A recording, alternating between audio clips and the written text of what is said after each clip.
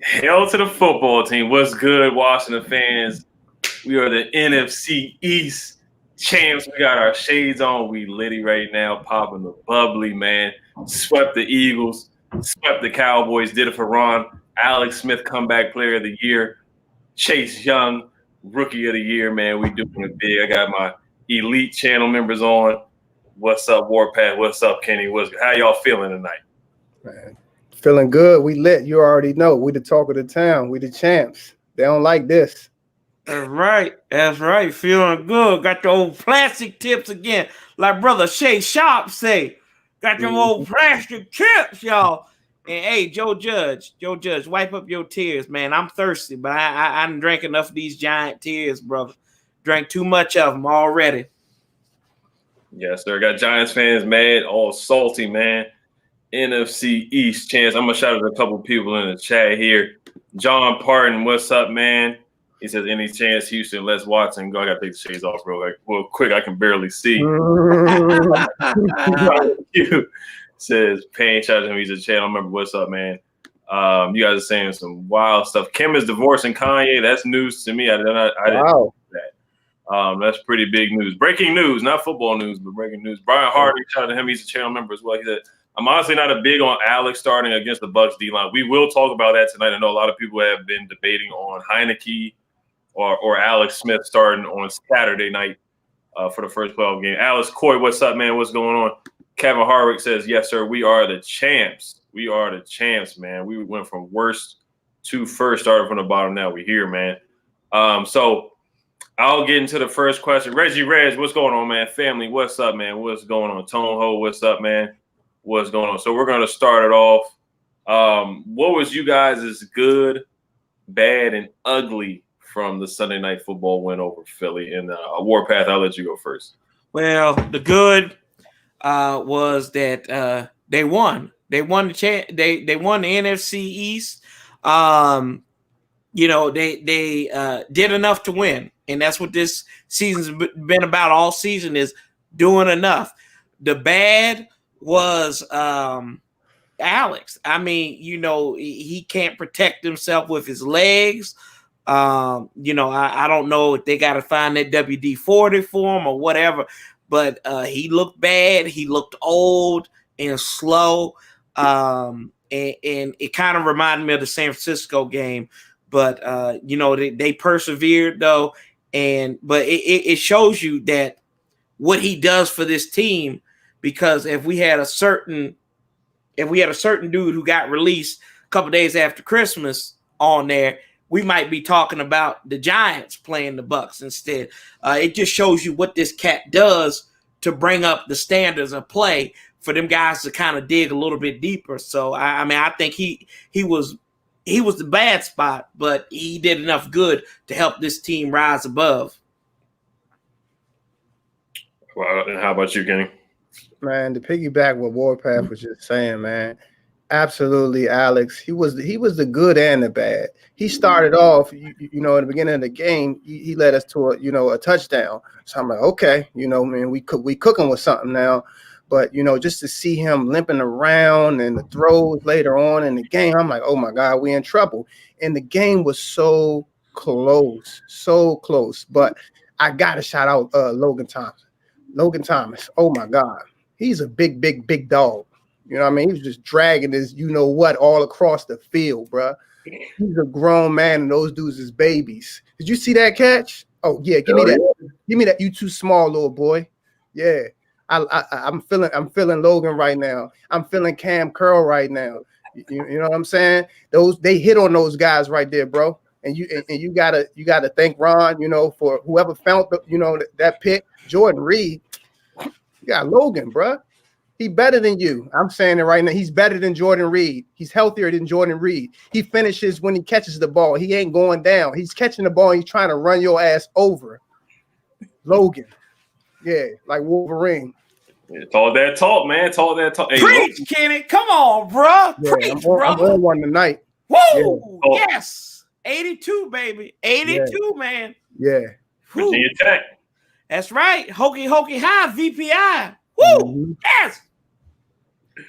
Hey, he put him on a poster. He got mossed. You got mossed. He did that. I don't know what Philly player it was, but he definitely mossed that man.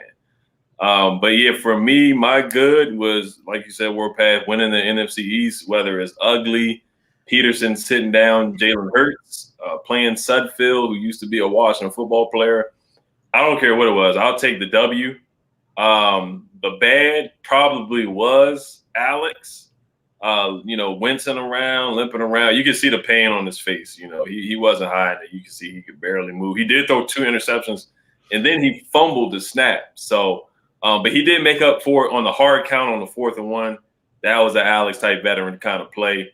Ugly for me. I hate to go in on Steve Sims, but yeah, him muffing that punt, man. And if Philly would have picked the punt up and ran it back for a touchdown like the Panthers game, we'd probably be sitting at home just like the Giants and the Eagles and the Cowboys right now. So that was probably my ugly right there. But we got it done. It was real ugly, got it done. So about the regular season, we started off with 2-7, 1-5, something like that. A lot of changes, man. And then we ended up being 7-9, win the NFC. What was the turning point or the big decision during the season that you guys think was kind of the game breaker for our season, for our turnaround? I guess like a decision that Rivera made, or a game or a big win. And Warpath, I'll let you go first. Ron got a clean bill of health. Everything started going, trending up for this team when Ron got healthy. When he rung that bell, something lit in these dudes. Something lit, that fire lit in them. I think they was already fighting. And Ron always said in his press conference, I call it's going to be his biography when he writes it, learning to win. And that's what they did. They went out there. They went out and fought for that dude once he got healthy. I done said this many times. Nothing leaked out of Ashburn. Nothing with these players and them not getting the message. They were always, it seemed like they was always on the same page. Like I said, Ron had mixed messaging with the media, but his players got it. His coaching staff got it. Everybody in that building got it. And when he got healthy, it seemed like the team got healthy. They got stronger. It's like they came together. And if you want to piggyback off of that, Alex Smith coming in there against the Giants, that's another thing. Because if Kyle Allen was a quarterback, I don't think we're in this spot. We might be 4th in the NFC East if Kyle Allen finishes out the season. So I think it's a compound thing. Ron getting healthy, and then Alex Smith coming in there and playing his ball and shocking everybody. Coach of the year and comeback player of the year, in my opinion. Yes, sir. Yes, sir. Alex definitely is going to be comeback player of the year. Ron might get it. Who knows? How about you, Kenny? Man, when we hit Pittsburgh in the mouth and shocked the whole world, yeah, we hit him right on that shit. Boop. And everybody's like, whoa, we didn't see that coming. Yeah, nobody did. And it kind of put everybody on notice, like, yeah, we for real. Play with us if you want to. Yeah, play with us. Yeah, when we did that to Pittsburgh, now they know, and I'm feeling Chase Young. I like what he said about Brady. Yeah, we want Tom. Yeah, it could go either way. Any given Sunday. I remember when the Giants got in the playoffs at 9-7, and they spanked New England. What was they, like 15-0?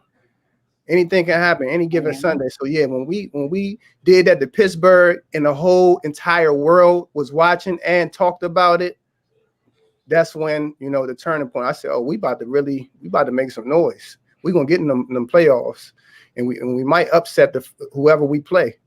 Nobody don't want to see us right now. Y'all heard what Ron said. No one wants to play us right now, quote unquote.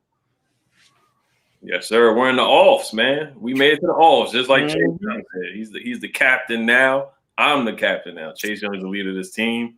When he goes, that's when we go. Shout out to Redskin 007. Thank you for the donation. He says time to hunt. It's the playoffs. Let's go, HDTR. Let's see here. Extra squad. Thank you for the donation. He says, should Heineke start? Love Alex, but he can't move. So yeah, I was gonna save the question for later, but I guess we'll hop into it. I was gonna talk a little bit more about the win, but I guess we'll hop into the hot topic. I did put this in my community tab for a vote. You know, who do you want to see start?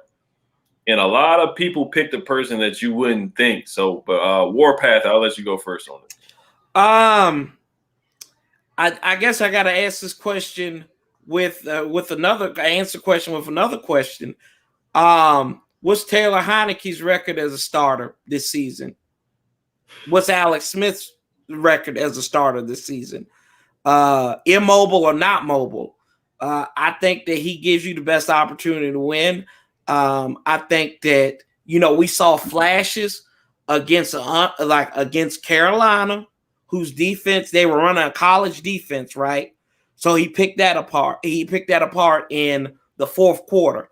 You know, the playoffs is a different beast. It's like, I mean, y'all know, like in the NBA, you know, the regular season is a joke, but them dudes come to play in the playoffs. It's every sport that's like that. You don't have any tomorrow. I can't, in good conscience, say Taylor Heineke should be the starter just because I just saw a flash of him. And I mean, playing at Old Dominion and going to the Bahama Bowl is different than playing the greatest quarterback of all time in the playoffs at home with a right to go on and maybe play the number one seed and another GOAT in Aaron Rodgers. That's two different things. So, I mean, it's got to be Alex. It's got to be. I know Ron said he rotate quarterback. This ain't the preseason, man. You can't do that. You got to decide on one of these guys and roll with them. And I say you got to roll with the guy who's there, even though he might be a liability. That's on your offensive coordinator to design a game plan that is going to work, AKA run the football. That's what it is. So I mean, I said Alex. I voted on your poll, and I said Alex. Man, he got you there. I feel you on that one. I feel you. Now, Tampa Bay's defense is no joke. They do have 48 sacks on the year. We have 47, so the offense line just has to step up. So, but it looked rough for Alex. It did. How about you, Kenny? You got the roll with Alex. So what if he not mobile? Tom Brady can't run. Phillip Rivers can't run. Alex is smart. He knows how to pick people apart, okay? Heineke get in that game, I'll probably be pissed off. You know why? Because he could be a turnover machine. We just don't know. I'd rather go with the for sure than trying to get more. You got to roll with Alex. You know, his record as a starter, his IQ, how long he been in the league. So what if his leg, you know, if he can't run? I'm cool with that. I understand that. Now, unless he come to Ron's like, hey, bro, look, I can't do this. Alex, he's smart enough. He'll come to, I don't know him personally, but I'm just saying he seems like the guy that will come to the coach and be like, hey, coach, take me out. I'm going to hurt the team. I feel like he cares that much. Not only that, by Alex playing in the game, I feel like those guys play harder for him because if he's out there, all the things he's been through, all the things Ron's been through, it's just something about that, and they just feel like they got to fight. You know what I mean? They got to fight, so you got to roll with Alex. Mm-hmm. I'm sorry, but I'm in the Heineke. Like, I'm in the Heineke part, man. I just saw Alex, you know, in that second half. The first half, I think he converted like almost every third down except for like the last two drives where he got sacked. Actually, no, the final drive, he scored a touchdown where Logan Thomas mossed the Eagle player. But the second half was rough. I mean, he threw 2 picks, fumbled a snap. It just looked rough. He looked like he was in pain. And honestly, I kind of like that Ron said he's rotating quarterbacks. I kind of wanted him to keep it under wraps and not announce anything and not say anything until maybe like Friday, like when Jay Gruden was like, oh, we're going to start Colt McCoy. And he said it on like Saturday or whatever it was, the game he got fired. So, but honestly, what I would do, I would start Heineke. If Heineke plays like some butt, then you sit him down, you put Alex in. And honestly, I know, but I just think, and I'm not going to get hyped up. There's a lot of fans that think Heineke's Joe Montana. They think he's the next thing. Yeah. And I know it's because the guy who started the game looked so bad that whoever came in against the Panthers was going to look like Joe Montana. But I get it. Honestly, I trust Ron, and if he does start Alex, I think Alex can start us all hot. All we got to do is get out and score on that first drive and not turn the ball over. Alex could. It's got to be ugly, though. It's got to be like 14-10, kind of like we did in 2005 when we beat Chris Sims. Tom Brady's way better than Chris Sims. Mm-hmm. It's got to be an ugly game. We're not going to beat them 35-31. It won't happen with Heineke either, but I don't know because Alex looked real iffy. But Shadow Striker 789, what's up, man? He's a channel member. What's going on? Connor McHugh, he's a channel member. Shout out to him. He says, thank you for the donation. He says, J.D. McKissick has been a great pickup. I truly believe we would not be here without him. Alex loves him, and he almost had 1,000 all-purpose yards. That brings up a question I had too. So out of I want you guys to grade this year's free agency. We signed Ronald Darby to a 1-year deal. We signed Logan Thomas to a 2-year deal. Cornelius Lucas has stepped up. I think we signed him to like a 2-year deal.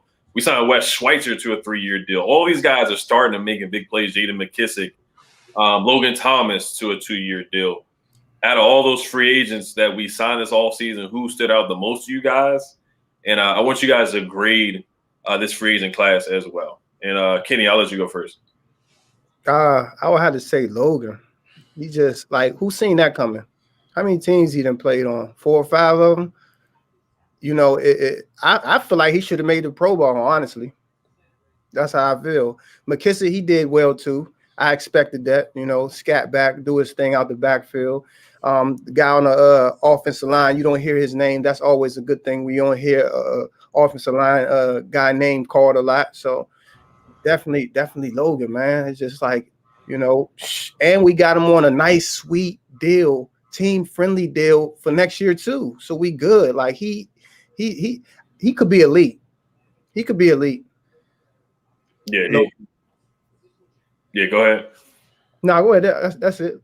Yeah, I mean, I saw his numbers. He had 70 catches. I did not know he had 70 catches.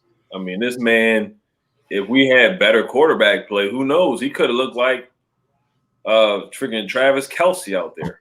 But that man, yeah, he's been just as good as Jordan Reed. He's been just as good as advertised, just as good as Vernon Davis, or even better.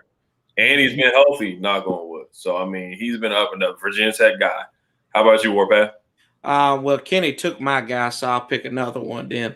Because y'all know I'm a card-carrying member of that Logan Thomas fan club. But you got to think Ronald Darby. When we signed this dude, people say, he going to get burnt. He going to get burnt. Now, he was cooked on Thanksgiving by Cooper. But other than that, we haven't heard this cat's name. And y'all gonna call me crazy. I give the free agency pool, I give it an A. Because you got contributors everywhere. And you got them. See, and I think this should teach us a lesson of all the money that we've pissed away in free agency over the last 25 years. We didn't spend anything hardly on these cats. And look what it produced. You got guys who want it. You got competitors. You got guys who want it out there who had a hunger to win. They weren't about me. They were about the team. And they went out there and they did this stuff. And like you said, these guys didn't have the off season to learn and everything like that. So they just went out there really cold. Like I said, Schweitzer, Lucas, all these cats out there and look cohesive for the most part. The linebackers, y'all, they might not be good, but they're gonna KPL coming up in there. Dude has been A-okay. Right, yeah. I forgot to say KPL. He was another free agent signing too. I remember the Niners game where he trucked Kyle Juszczyk. Then he sacked Nick Mullins. So he's made some huge plays tonight. Oscar Hoswell, thank you for Josue Montel. He's a channel member as well. He couldn't make it tonight. He's an elite channel member. He says Heineke played only half a quarter when Alex Smith played 6 games. So do you guys have anything to say to that? Excellent point. Like I said, you got the role with Alex. You know what I mean? The game is just too big. This is too big of a game. I have to go with my vet. You know what I mean? Y'all seen Any Given Sunday? I have to roll with Cap this game. Willie Beeman, you know what I mean? We got to roll with Cap. And if Cap can't go, he gonna let us know, and we're gonna put you in, Willie. Just don't soil yourself. Bellway Sports, thank you for the donation. He says, just run the ball and keep Tom Brady off the field. Let Chase Young do what he do. Alice can manage this game. Yes, sir. Yes, sir. I feel you on that one. Bellway Sports, thank you for the donation. Hasim Nadri, thank you for the donation. He says, Jalen Hurts had a 25 passer rating. It wasn't a tank. And I wanted to ask you guys this too. How do you guys feel about how Doug Peterson played the second half of the game?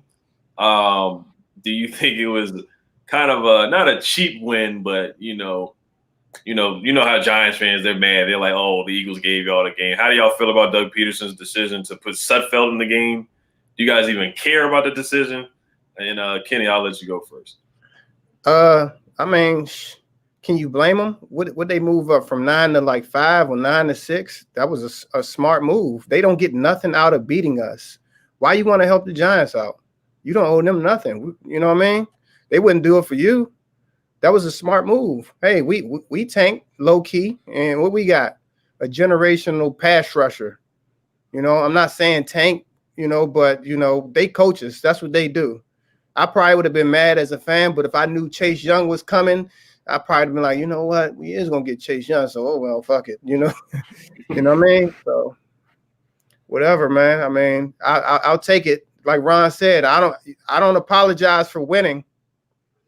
Yeah, I need that. Right. How about you, Warpath? Well, Doug Peterson's gonna be on my Christmas card list next year. So if I actually do one. So what? So what, y'all? And somebody, you mean to tell me, and I've said this on my stream too. Somebody said, I'm gonna give y'all $1 million. I'm gonna give you $1 million, and you ain't gotta do nothing to earn it. And they give it to you right there up front, right? You're gonna say, nah, I didn't. You're gonna say, no, I didn't earn that. I didn't earn that. Some other person deserves that. My neighbor, who I've been fighting against because he didn't put his tree over on my fence, he deserved that money? No, you're not going to do that. You're going to say, give me that money. And they say, hey, you got opportunity to win $2 million next week if you go and play one of the best quarterbacks and players in NFL history. Okay, we got to do a little bit more, but we can get a little bit more for it, right? So grand scheme of thing is, anybody in that situation, the only reason the Giants are mad is because they didn't handle their damn business. You had 2 opportunities to win in the NFC East. You could have beat Dallas when you broke Dak. You could have beat the Eagles on Thursday Night Football. Sit the hell down, eat your deep dish pizza, kiss my butt, and go somewhere else. Go out there on the subway. Go catch COVID if you got to. I don't give a damn. Y'all go have a good time. Joe Judge should be ashamed of himself for excuse my French, for bitching and moaning about the integrity of the damn game when you got the mayors, like Bay said, who was snitching on Dallas and Washington because of salary cap issues. You get what you deserve. Sit down there, have a Coke and smile like Eddie Murphy told Bill Cosby at that time. Shut up, leave it alone. I'm done. Drop the mic now. Hey, I mean, you can't start out 0-5 and get mad if you didn't make the playoffs at 6-10. They're just salty because they're going to be on vacation early. So I don't get it. And like you said, Kenny, the Eagles are smart for that. We did the same thing, like you said. We ended up being 3-13. We lost to the Giants. We probably could have beat the Giants in that game. We were 41-35. We should have went for 2 before we went to overtime, but we ended up tying it up. Probably would have made the 2-point conversion, but we got Chase Young, so you got to play smarter, not harder. And they said the Eagles said before the game even started. They said it on like Thursday that you might see Nate Sudfeld. So I mean, they said it before the game started. So I don't know why. Of course, the media wants to freak out just because it's us, but it's all good. We in there. We're gonna take care of business. We in the offs, and they mad because they not. Hey, just so your people in the comments don't get mad at me for the COVID comment, I went through it already, y'all. So that's why I made that joke. I'm not downplaying the severity of it. I'm just saying that it is what it is. That was just embellishing. So I didn't mean to offend anybody if I did. So yeah, it's just that's my guy Warpath, man. Don't cancel him. I had to change my flag. I almost got canceled. Yeah. That guy. Thank you for becoming a channel member. That is a fun. That's an interesting profile picture. Rest in peace, Kobe. Shout out to Devin Booker. But thank you for becoming a channel member. My next question is a season question here. Who was your biggest surprise, and then who was your biggest disappointment on the roster this year? And then Kenny, I'll let you go first. Logan. I'm sorry, Warpath. It's Logan, man. Like, I was just like, Logan, who the hell is Logan Tom? Like, who is that? And all of a sudden, you know, I know who he is, and everybody know who he is. I really wanted to see the rookie, Sadiq Charles. I wanted to see him really bad because Trent Williams, he was running his mouth, you know, XYZ, saying whatever he had to say. I really wanted it was a disappointment that he got hurt because I wanted to see him at left tackle. You know, I wanted to see the guy who blocked for Joe Burrow when he threw all those touchdowns. You know what I mean? So that was a disappointment to me that Sadiq Charles got hurt. But yeah, my boy Logan, that's my man now. Mr. You got mossed. Right. Yeah. How about you, Warpath? I can't say that Logan Thomas was a surprise because I saw it coming a mile away. I saw it coming a mile away. My biggest surprise, y'all, is Alex Smith coming back from the grave, y'all. Like legitimately, and way the dude has played. I thought that he came in there and he played admirably. And in counter, I'll stick on the quarterback side of the situation. The biggest disappointment was old strip club Simba. It really was. That was the biggest disappointment. And I'll be honest with you. I will say that this was probably the biggest setup since Marion Barry up in DC. And you know, the FBI might have been involved in it, right? But I thought that he came in here with so much promise. Whether it was a setup or not, and just to be that disappointed in the play that bad, I think that really was a disappointment to me because I was high on Dwayne coming in there and proving people wrong, and I mean he made all of us look like we had egg on our faces after that. So that won't hurt. I mean, you know, you can make all the jokes you want to about it, but at the end of the day, that crap hurt to put yourself on the line. And y'all know we listen to the team all the time, and we in these Facebook groups every time, and you got people that's saying all this stuff about Dwayne, and we like, man, he gonna show us. He never showed us. Yeah, you're 100% right on that, man. I see some people saying Troy Apke. That's a good one too. Steve Sims is a good one. Steve Sims is probably my pick, but it's tough. I mean, Dwayne, yeah. I mean, he's almost in the territory of Jamarcus Russell. I hated that comparison. And Ryan, I don't think he's as bad as Ryan Leaf, but you know, Johnny Manziel, he's in that same boat. You know, for him to go out there and get pictures taken of him, like you just gotta be smart. And if you are gonna party, everybody's got to put a phone with. You know, like you said, strip club Simba. You know, Champagne Dwayne, to do that after the loss, and you know, you got a coach who had cancer treatments and all that. You just gotta be smarter than that. Not just that, the on the field play too was bad. Like Ron didn't cut you. There were so many people that wanted to cut Dwayne. And like I said, I don't want to, hash on Dwayne so much. But I remember, so many people they didn't even want to see him suit up for that Panthers game. And he comes in there and lays an egg like that, throws, 2 interceptions or something, fumbling football. It was just terrible. So Steve Sims, disappointment. He can't catch a punt, can't field a punt to save his life. Now he can't even catch the football, almost as bad as Jeremy Sprinkle. But and my biggest surprise, once again, it could really be I might have to go with J.D. McKissick. Logan Thomas is up there. But I would say Ronald Darby, because when we did sign him, I didn't like that signing because, you watched him with the Eagles. Every time he got cooked, Terry cooked him last year. He got cooked every game with the Eagles. He comes here and he's a solid corner. I don't know if he's a shutdown corner just yet, but he's a guy that we want. I hope they lock him up for the next, give him a contract for the next 2 to 3 years. So my surprise might just be Ronald Darby.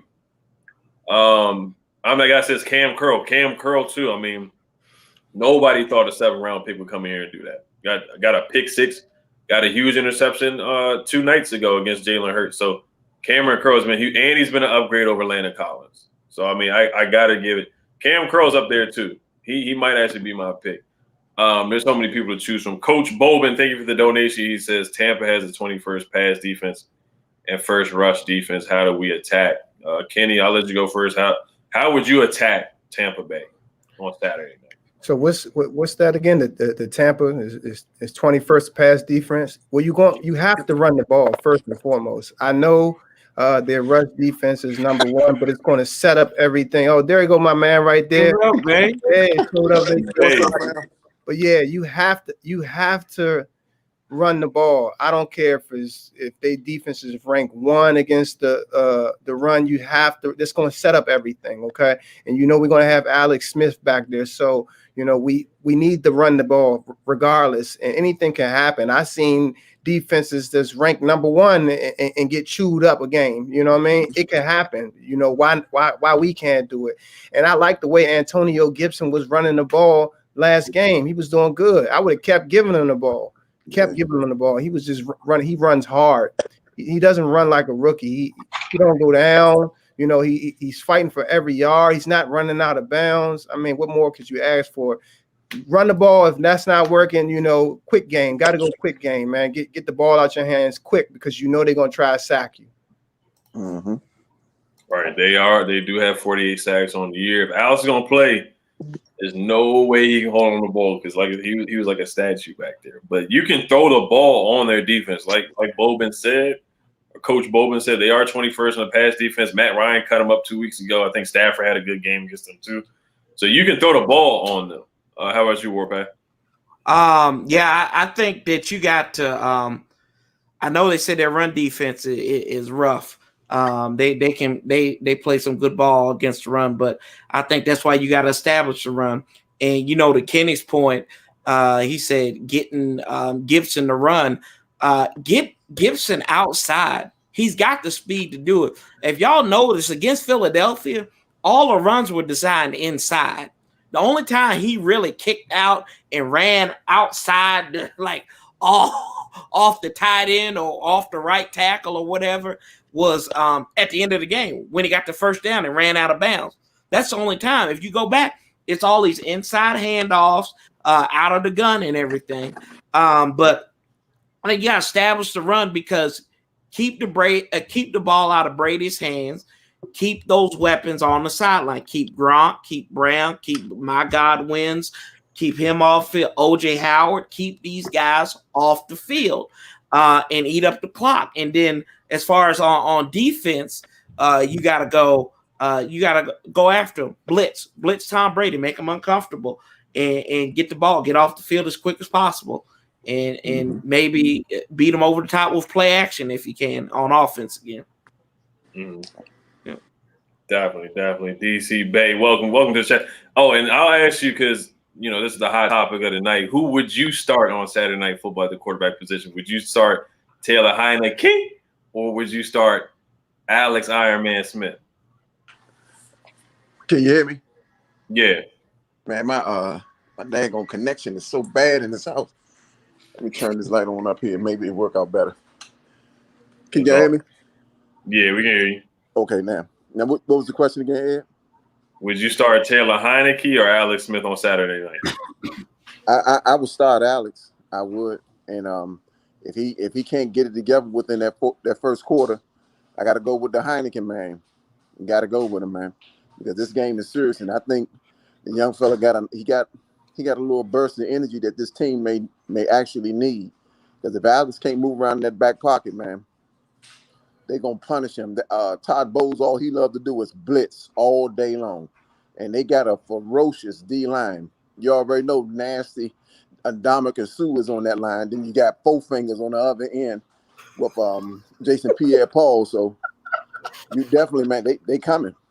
And the good thing is Devin White not in there that Saturday. Yeah, Mr. Four Fingers. Yeah, somebody else who was on the virus list. I think it was Shaq Barrett. I can't remember who it is. No, I think Shaq playing. Oh, he's gonna play. Okay. Yeah.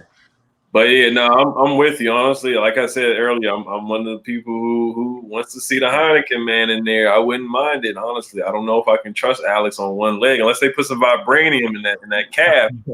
Then I don't know. I don't know if he's gonna get through the game. Honestly, with JPP and them boys. Yeah.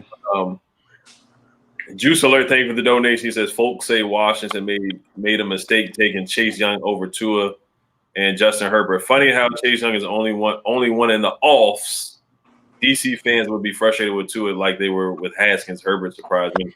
Oh, yeah. What do you guys think? Do you guys still think it was the right move to take Chase Young at number 2? Or do you regret it and think we should have took Justin Herbert or Tua Tagovailoa? And DC Bay, I'll let you go first. Nah, we made the right decision. Now, what I did hear today on one of the sports talk shows, they said that Miami could take a quarterback with that third pick, man.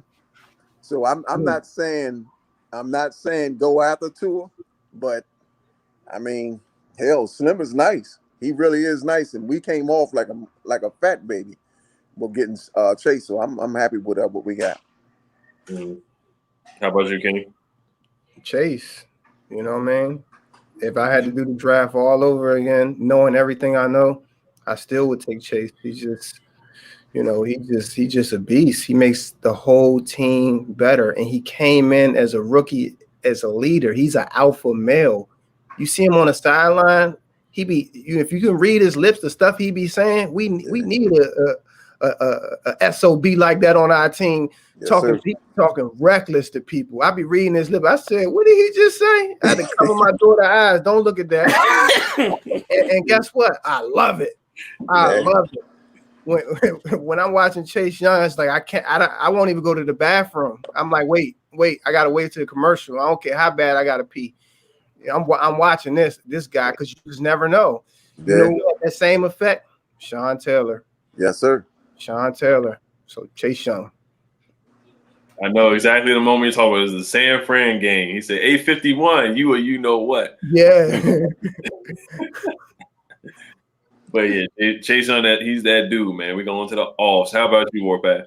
I mean, my crackhead cousin up in Southeast could tell you Chase Young, and she couldn't even spell her name. So, I mean, come on now. Y'all, anybody that thinks Tua would have been the right choice, they don't know what they're talking about. They really don't know what they're talking about. This guy is a transformational talent, individual. He is the best defensive player that we have had on this team since 21. Amen. And that, I mean, just the way he puts fear in people. Gimme on my channel, he always says he's got one move. Chase Young's got one move. I said, yeah, you're right. He got one move. It's go. That's all he knows is to go. Mm-hmm. And I've never heard somebody talk as much garbage and back it up as Chase Young. Amen. Like y'all said, and y'all see him, he said, I want Tom Brady. He said in the combine he wanted Tom Brady. And then he said he wanted Lamar Jackson, but he got hurt.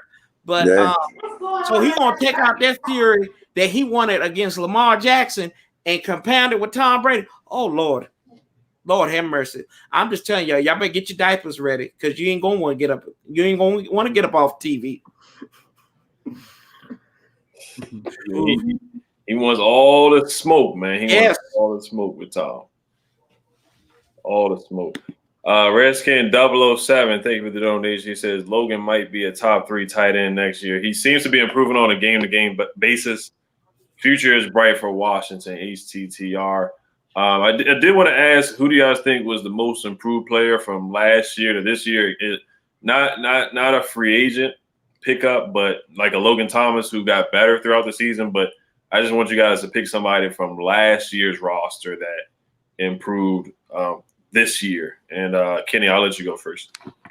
Montez Sweat, sneaky good year. Make a play every single game. He makes a play.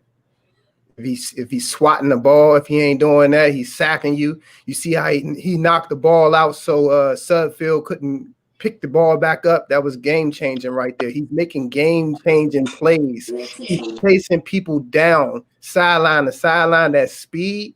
He looked like a wide receiver when he chasing the quarterback.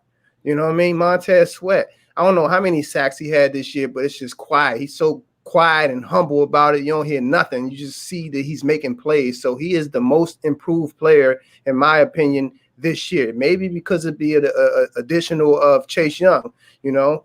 But I feel like Montez Sweat definitely had a real good season. Yeah, sure. I call him Montez Swat. I know this JJ Swat, but I call him Montez Swat, man. He had 9. He led the team in sacks with 9 sacks. I mean, the guy went off. I remember last year we got mad. I got mad at him for the Old Spice. He had Old Spice commercials where he got sacked, and then he came on late, but he definitely was one of the anchors of the defense this year. So I like that pick, Kenny. How about you, Warpath? Man, it's the capital city of Virginia's finest, the boy from UVA. Big 76, the pancake boy himself, Morgan Moses, y'all. Morgan Moses played both tackle spots. We didn't hear his name hardly this year. You remember when he had that, like when he had that stroke against San Francisco and he didn't move after false starting all year? And then he went into this. This cat legitimately could have been a Pro Bowl right tackle this year. He has played some of his best ball, and I mean, he has been the toilet paper for most Washington fans. And we have disrespected this man for the last year. He's been the most healthy. He's been the healthiest offensive lineman over the last since 17, right? And you think about that Seattle game when he went out and then he came back in and you could tell he was hurt. That's all I needed to know about Morgan Moses. But this dude, he has been the most improved player. And it tells you the difference what John Matsko means to the offensive line as opposed to Bill Callahan. Morgan Moses, y'all, is low-key probably the most improved player from the roster last year. Yeah, man. Like we said, hey, get your Morgan Moses pancakes. They are being released. I think they officially got released today. If I'm mistaken, how about you, babe? Man, it's so many players, man. But the one that I want to highlight is a young man we just extended his contract. That's Chase Roulier, man.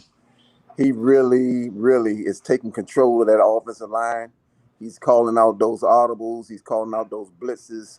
And, man, the offense is looking a whole lot better with the run. And they're starting to get the protection better. I like to see Morgan Moses over on the left. And God knows I love to see us draft the right tackle, but that's neither here nor there. But Chase Roulier, he definitely has gotten high praise from me, man. I've watched this guy, and I'm glad we got him and locked him up for the next 4 years. It's not chump change to us, but there's some chump change to him, and I'm thankful we got him 4 years for $40 million. Yeah, that was a good deal, man. I think he was what, a 6th round pick, something like that. Yeah. One of the Kyle Smith gym picks in the later rounds. But yeah, so Eckhart Smith, thank you for the donation. He says Haskins put branding over business. Bad move. Yeah, league done messed up. We might have messed up with that pick. But yeah, thank you for the donation on that one. Eric Scott, thank you for the donation. He said, what do y'all think about Matthew Stafford? We just need solid quarterback play to get us over the top and another weapon. So Warpath asked a question last night on his stream. Who do you think, if you had to guess today, who do you think would be the week 1 starter in 2021 in September? And who would you guys like to see? Do you want to see – I know a lot of people want to see Dak in a Washington uniform. A lot of people want to see Matt Stafford. Some people want to see Alex again. So, Kenny, I'll let you go first. What do they want for Deshaun Watson? What are they asking? Is he out there? I'm hearing rumors. I'm hearing rumors. You know what I mean? Yeah, man, not yet. Not yet, man. I'm hoping. I'm praying. Yeah, if I hear anything like that, you know, and they talking about we won 2-1s, and you know, how old is Watson? About he's in early 20s, right? 25. Yeah. Oh yeah. I'll give up 2-1s for Watson if he, you know, if he's on the block. He probably ain't gonna be on the block though. But I did hear what Watt was saying. Like, I'm sorry, man. You know, we wasting a good year. You know, basically because he had a good year. So not Alex again. I think he need to go ahead and retire, man. After the leg and then the strength, that's too much, man. No, it's just too much. I feel like Kyle Smith and them, they draft well, and I feel like we're gonna find someone, a dual threat in the later rounds. I would like to see that, and then you know, Kyle Allen between those two. Yeah, Deshaun, you're probably gonna have to give up 2 firsts and a solid player for him because that man, he needs to get out of Houston though. But he just signed a huge contract, so I don't know what it's gonna take for him to get here, but I don't think it's gonna happen. But if it did, yeah, we might be having a parade in DC. We just might next year. But how about you, Warpath? Man, I would love Deshaun Watson. And if they still got the crackheads down there that let Bill O'Brien trade Hopkins for toilet paper and a book of food stamps, yes, we find them. I'd say go out and get them. But you know, I'm kind of conflicted on this because people said Matt Stafford, Derek Carr, Marcus Mariota. I got one finger up for y'all because between them three men, that's how many playoff wins they got. Sure. You don't need just a guy who's going to fit in here and be like, or I'm going to be an alpha and throw for 5,000 yards. Matt Stafford ain't won nothing. Derek Carr ain't won nothing. Ryan Fitzpatrick ain't won nothing. Marcus Mariota has not won anything. You want a dude around this young team that can say, hey, guys, I've been here. Let me show you. We're learning to win. We're going to learn to win together. And you want that talent. You need somebody who's going to move in the pocket. If I've kind of reclined to the fact if you need to go out and get somebody on the cheap and you might want to trade for them, go call the Jets. Maybe see what Darnold. If Darnold is cheap and you can get a day 2 pick, day 3 pick for him, I say why not do it? But my guy, I want number 4, either Prescott, one of them boys from down there in Texas, either Dak or Deshaun. And I would slightly overpay for Dak if you had to. But them other dudes and people saying Matt Ryan, that boy choke. I mean, I don't know. I've never seen somebody choke as much. Last time I saw somebody choke as much as Matt Ryan, I had to clear it off my computer. So, I mean, it's just. God damn. So you would pay $45 million for that? Yeah, man, I'm telling you. I'm with that. I pay him too. Shit. Yeah, pay him. How much you, DC, man? Hey, man, I'm all. I tell you one thing, man. I know the price is going to be too high for you. I think it starts somewhere around like two firsts and a second, because he is that dude. He's more than what they thought he was going to be when they drafted him. They knew he was a leader, but they didn't think that he would be able to do all this. Any GM in their right mind wouldn't even go no less than 3 first-round picks for this dude. He has not had an offensive line. He hasn't had no competent coaching, and his wide receivers stay more injured than some of the daggone players on the 49ers team this year. I would love to get Deshaun. And if Dallas does what I think they're going to do and let Dak test the market, I've been a Dak fan since Mississippi. He's grown up, he's mature, and I do believe he wants to be up out of there. I heard somewhere that Jerry is still asking this man to take a hometown discount. There is no such thing as hometown discount when you're the quarterback. When that price starts at $100 million guarantee, I'm not taking no discount to make you happy. You didn't get nobody else a discount. But the more realistic option that I think would be for me, and I am a Matthew Stafford fan, this dude can make every pass. You're talking about throwing it downfield. We won't be missing nobody running downfield by themselves. he gonna air that thing out. I would love to get Matthew Stafford. I would give up that first-round pick for him. That's how serious I am about winning. You put a competent quarterback behind that offense that we got, and you show up that offensive line with the pieces that you need to re-sign, man, that defense is only going to be better next year. You got Landon Collins coming back. You got Matt Ioannidis coming back. You got dudes that seeing what these back of their replacements are doing. Man, this is going to be a hungry defense next year. Very hungry. And I'm telling you, we can get this offensive line together. I think we're pretty solid in the wide receiver. I would love to sign me somebody that can actually get open to take that pressure off of Terry. But if you can get me Matthew Stafford, sir, I'm all on board for it. I'm willing to give up a first, but I think you can probably get him for about a second or a fourth, or maybe a second and a third. Yeah, I would do a second. We do have 2 third-round picks. So Yeah, a third-round pick is expendable, but at the same time, we do so well with our third-round picks. So it's like our third-round picks are playing like first-round picks. Terry McLaurin, Gibson. I feel like there's another player from the third round that's doing so well. We do have 2 fifths. So for Stafford, I'll probably do a second and a fifth, or a third and a fifth. They probably want more than that. mm-hmm. I don't know if I can give up a first for Stafford, but Stafford's at the top of the list for me. It's Stafford. After that, it might be Dak, but I don't want to pay Dak because he just gives me – he's better than Kirk Cousins, but for some reason he gives me Kirk Cousins vibes, because he's always 8-8, 9-7. Everything's perfect around him. Now, if he comes here, he is going to make Terry better, and we'll probably get another receiver. We'll probably get Allen Robinson or something like that. But my first pick is Matt Stafford. Hey, Ed. Mm-hmm. How do you say everything's perfect around Dak when the owner is actually the coach?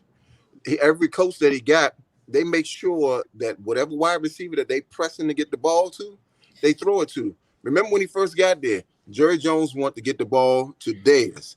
Now they got CeeDee Lamb, and that's another dude that's scared of that contact. He got alligator arms, but he's pressing the ball to get to him.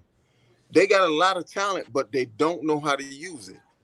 Dak is a better player than what we're seeing from on that team. I'm telling you, that dude get loose from there. Whoever, if he goes to Chicago, we're gonna see a different guy.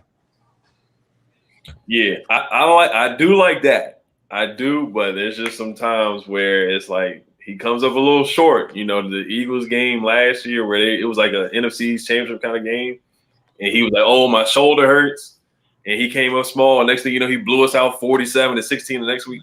I was just like, I don't know if I can trust him, but no, he would be a huge upgrade if he comes to DC. I would expect nothing less than the NFC championship. If he came here. But yeah, the donations are rolling in really quick. I had to take a picture of some of them on my phone. So if I do miss some, I do apologize. One was Redskin 007. Thank you for the donation. He said Logan Thomas might be a top 3 tight end next year.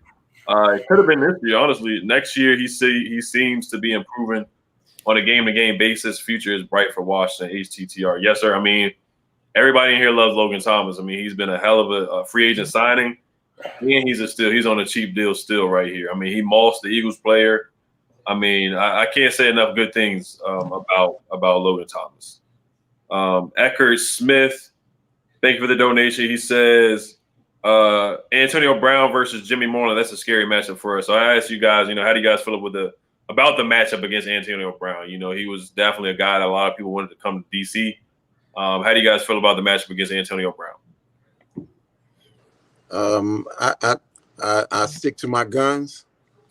We laying that wood out there. Tom Brady wants to throw that ball quick. So if they on it, right then and there, Slim gonna get it. If Tom Brady think he's gonna be sitting back there 2-3 seconds and he gonna throw that, nah, that's not what's gonna happen. Chase Young already warned his clown ass. I want you. And Montez Sweat said, I want you. So if he can come up there, he want to step up in that pocket if he want to. He ain't gonna have that time. Antonio Brown, love him to death, hell of a route runner. But if he got to get that ball out in his hand and them linebackers sitting there, he gonna feel that. This playoff time is win or lose. Take no mercy at all. Yep, I feel you on that. And I'll let the cat man go next. Warpath. I got pussy everywhere, cat. Anyway, sorry, Ed. And speaking of pussy, that's what I think Antonio Brown is, but that's another story for a different day. Cat knew I was talking about it, but I think like Bay said, you're gonna go after Wood. You got a game plan like you playing Pittsburgh again. You gotta play volleyball at the line of scrimmage. Get your hands up. Tom Brady gonna try get in his face. Get your hands up, everybody. It's like church right now. We all saying amen at one time and getting your hand up. That's what I think you gotta do. You gotta get your hands in his face, take him down. I think they can limit Antonio Brown. I don't think he's gonna twerk like he did 4 years ago in the end zone on us. Not this time. I have confidence that Kendall Fuller will find his September, October form if he goes up against them, and I think Ronald can handle him if he matches up with Ronald Darby. So I'm not really worried or concerned, and I'm more concerned if he's got a matchup on the inside, because who you gonna put in there? Are you gonna move Kendall in there and then put Moreau outside, or are you gonna keep Jimmy there? So I think it's gonna be more the line of scrimmage, and I think that Antonio won't have that effect. I'm more worried about the tight ends than Antonio Brown. Yeah, Gronk he's the real. Yeah. I mean, he's not what he used to be, but they got Cameron Brate too. They got some weapons. How do you feel about the matchup, Kenny? I mean, they have a lot of weapons, but I trust in Jack Del Rio. He knows that. I know he's just sitting up watching film, figuring a way out. Like, he gets the best out of these guys. I feel like it's going to be a game plan set in place where Tom Brady is not going to have time to throw the ball downfield. I feel like they're going to press. They're going to press up. Chase Young and them going to blitz, and Tom Brady is going to have to get the ball out of his hands quickly. All that drop back, step to the side, that shit is not working. They're going to be ferocious. They're going to come. We don't got nothing to lose. We the underdog. Everybody picking us to get blown out, and I like that. I like being an underdog. I swear I do. I love it, and they know it too, and they like it too. I think they play better when they're the underdog, and everybody know we the underdog. They ain't expecting us to win. Yes, sir. We'll see how it go though. We'll see what happens. Right. I compare them. I think they're just like the Steelers. They're one of the worst running teams. They average like 94 yards per game on the ground, but they can pass the ball. So, I mean, if we play them like we did against the Steelers, we definitely have a chance. I'll say that. We definitely have a chance. I'm that guy, I think, with the donation. He said this donation a long time ago. Like I said, the donations are coming in really, really fast. I'm trying to get to all of them. He says he said he donated $2 for RedskinsBay connection. That was from when he's got jokes. He's got jokes, man. Thanks, man. I'll cash app you the $2, Bay. I got you. Free Shabazz, he said his donation like 20 minutes ago. He says, we out here, Chase the Truth, Young, and Cam Bam Curl should win dual defensive rookie of the year. Yeah, I mean, he's definitely a top 5. Chase is going to win it. Cam Curl should be a top 5 candidate. There were some stats where they put him next to Jeremy Chin from the Panthers, who was supposed to be the runner-up defensive rookie of the year at the safety position. And Cam Curl has like just as good stats or even better than Jeremy Chin. And he has a pick 6. So, I mean, Jeremy Chin has a couple defensive touchdowns too, but Cameron Curl, for him being a 7th-round pick, he should definitely be in a conversation for that, for defensive rookie of the year, or at least top 5, top 10. Brother Jay Blaze, thank you for the donation. He says, question, what position do you pick in the draft for the Washington football team in 2021? And Kenny, I'll let you go first. I would look middle linebacker. Also QB. I feel like I trust Ron and them. They draft very, very well. They know how to find guys in the later round. But I would say a Mike linebacker, or possibly a QB, or you can even go wide out, a stud wide out. But I feel like they are so smart. They're able to find these guys in the later round. So I would say if I had that first round pick, I would Mike linebacker for sure. Okay. Yeah, I did want to ask a question. That brought up a question. So, and I want to know, give me your top 3 positions of need in order, Kenny. Middle linebacker. No. QB. I'm sorry. QB. Middle linebacker. Wide out. Okay. I feel we need a number 2 bad. We need a number 2 really bad. How about you, Warpath? Yeah, I think that I think linebacker is key because, like I said before, Ron's a linebacker, Jack is a linebacker, and they got to have that guy. They got to have that quarterback of that defense out there. So they need somebody that can lead that charge. Why not get somebody young that can go out there and lead the defense as your quarterback on your defensive side of the ball? And then if we go out and get a veteran quarterback, so somebody like 33 or above, then you might want to look at a quarterback as well. And I think we won't get one of these sexy quarterbacks that everybody's drooling over. But I mean, maybe you go down to College Station and look at a Kellen Mond or something like that, and give him a couple of years to go behind that veteran quarterback you bring in. So I think that's key. And adding to the offensive line, getting a tackle, or maybe even a guard if Sheriff isn't re-signed. So that's what I think you got to go and address in the draft. How about you, Bay? Man, I agree. Quarterback. I also say right tackle, and I also say inside linebacker. The quarterback, I hope that we address in free agency. I truly do. Right tackle was very important to me. As Kenny said, move Morgan's on over to that left. He played phenomenal over there from the time that he was over there. And find you a young right tackle where you ain't got to pay no money for at least 4 or 5 years, because we got some heavy contracts that's going to be coming up and some big decisions that's going to need to be made. And I want to get that pressure off of Terry, but that inside linebacker means so much to us because we get tore up in the flats, man. I mean, Cole Holcomb is nice. I love him, but he's not as instinctive as I would like to say he is, or like I would like for him to be. We need somebody that's sideline to sideline that can actually run with the tight end for at least 15 yards. We got dudes running with them, but they run in the opposite way. So I mean, that inside linebacker is important to me. And like I said, that right tackle, that's really number 1 to me, that right tackle. Because you can get that right tackle, put Morgan over on that left. That's a dream come true to me. So at 19, you would pick a linebacker, or would you, if Jalen Waddle dropped to 19, would you pick him up? We're not gonna be at 19. We'll be further on down.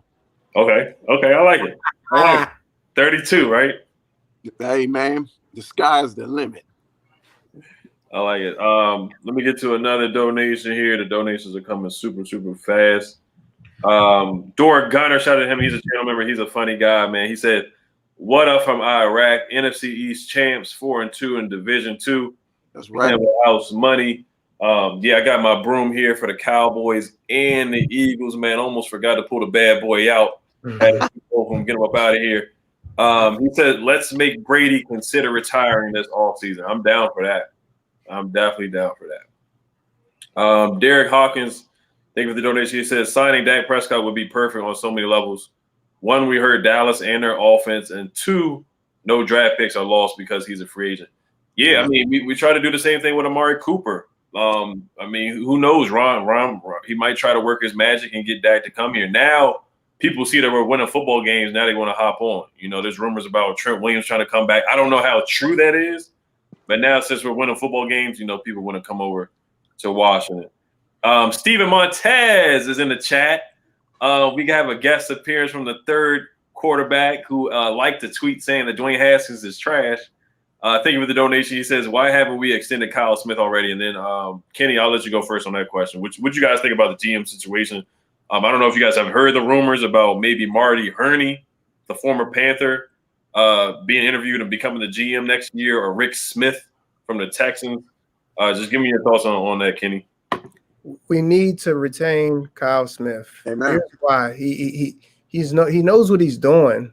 You know, I don't know who's responsible for the Cameron Curl pick, the Antonio Gibson pick.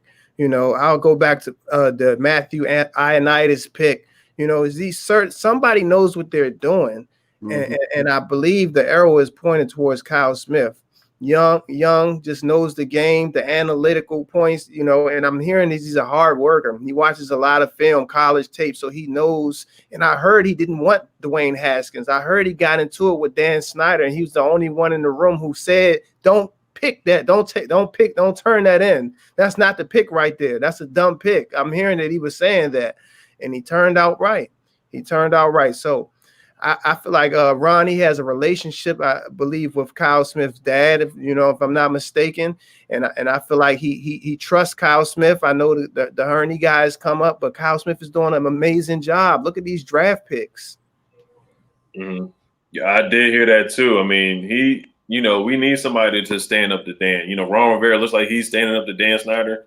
You need somebody with some cojones in that front office, and it looks like Kyle has it. So I don't know if Kyle and Ron are not on the same page, you know, if he's standing up to Ron too when he disagrees about something, maybe that's why Ron feels more comfortable with, we know he loves former Panthers guys. So sometimes I feel like Ron just has to, not always go with a former Panther person. Sometimes you got to step out of your comfort zone. But I mean, like I said, I trust Ron, but I would love to see Kyle Smith come back. How about you, Warpath?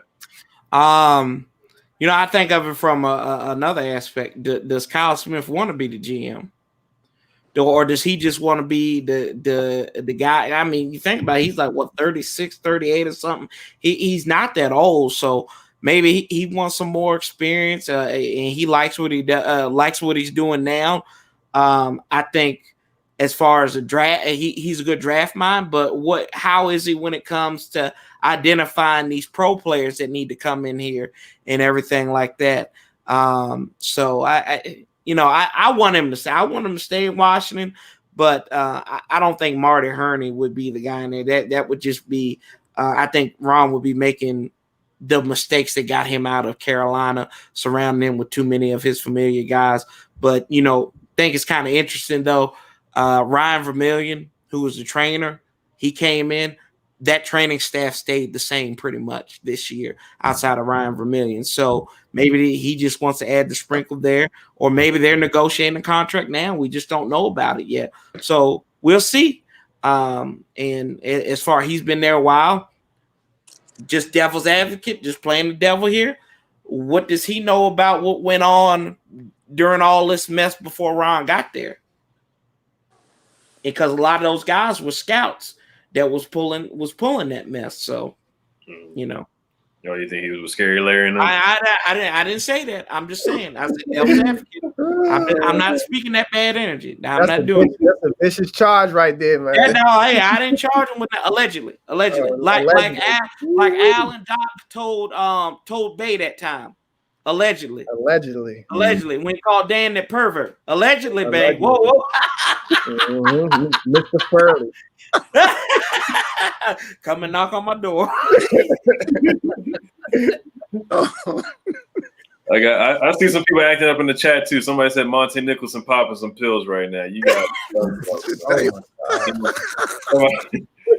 said Dwayne Harris is in the strip club right now. Y'all are something else. How about you, Bay? Man, I want Cal back, man. I don't know what role. Like Corey made me think of something different, man. Like, do he know anything about the foolishness that's been going on? And I don't put anything past what's going on right now, but I do know that Cal has definitely been the guy behind the scenes making stuff happen. He was the president of the scouting team, and then they moved him up. I think he will be a hell of a GM, given the opportunity. Maybe that they're going to bring Alex in and put him in somewhere. I don't know, but I definitely don't want to see that man leave the building.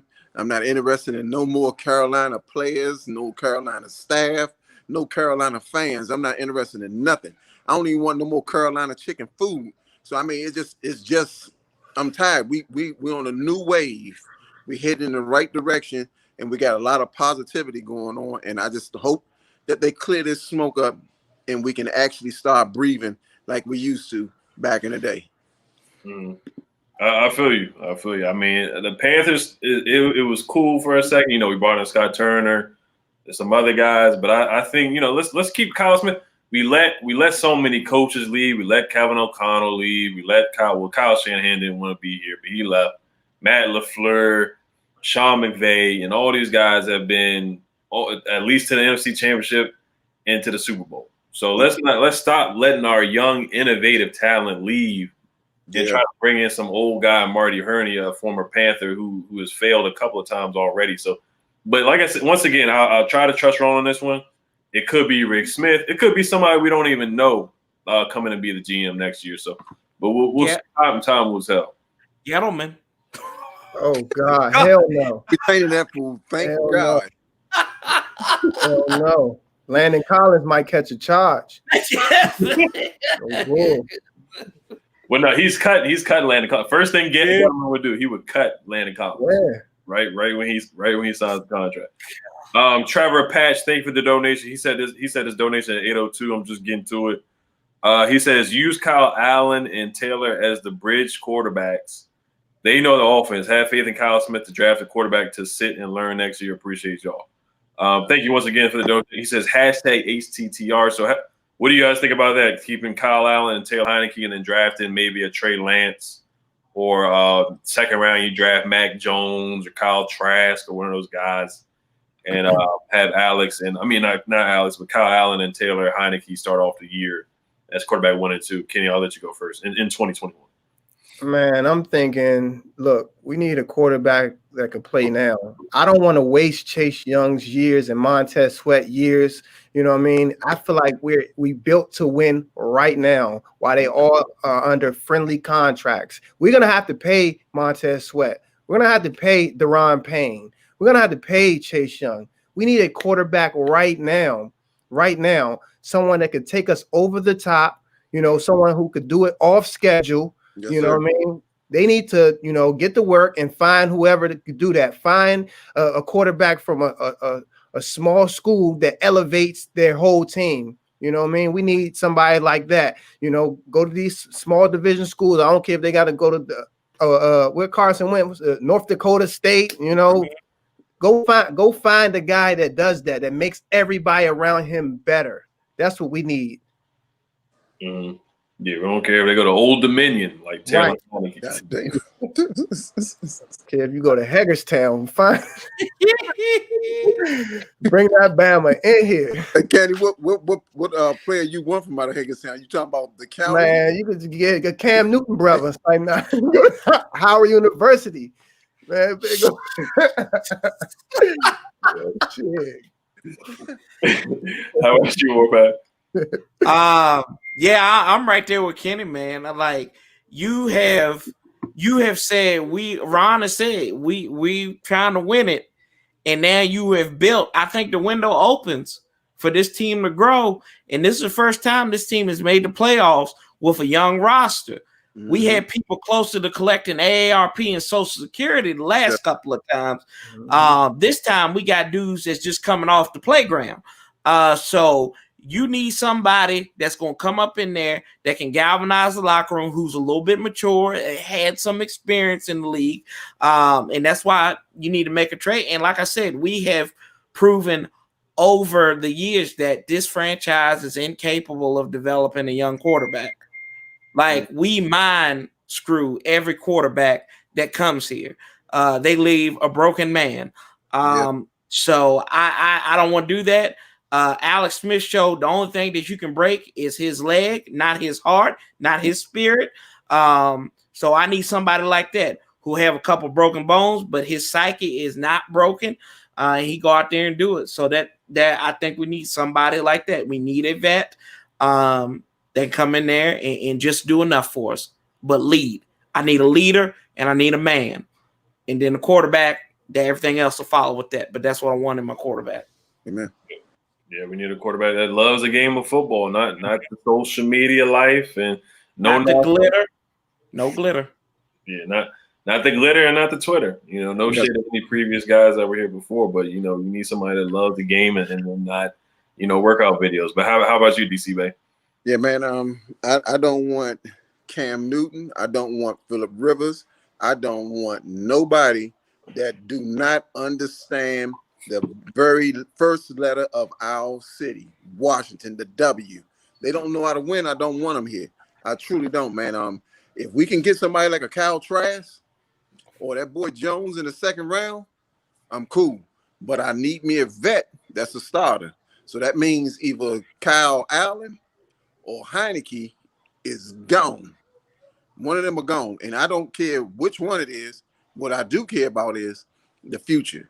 Like I said, I want Matthew Stafford. It's a long shot to get Dak because I think that pervert over there in Dallas is going to do. He's going to can. And you know, I apologize, Ed. If I just wanted to get something off my chest, is it possible, sir?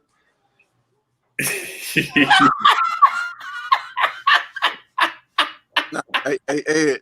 Ed, it's your show. You tell me, I'm obedient, sir. Yeah, go ahead. Go ahead, man. I just want to talk about that New York owner and that dumbass coach. They talked about Philly doing what they did. They don't never bring up when that owner snitched on us in 2012 and got us in cap trouble for $36 million. You remember that? And we had to pay $18 million a year because that owner snitched. So you worrying about somebody else in Philly, you need to be worrying about that brag-ass owner doing what he doing.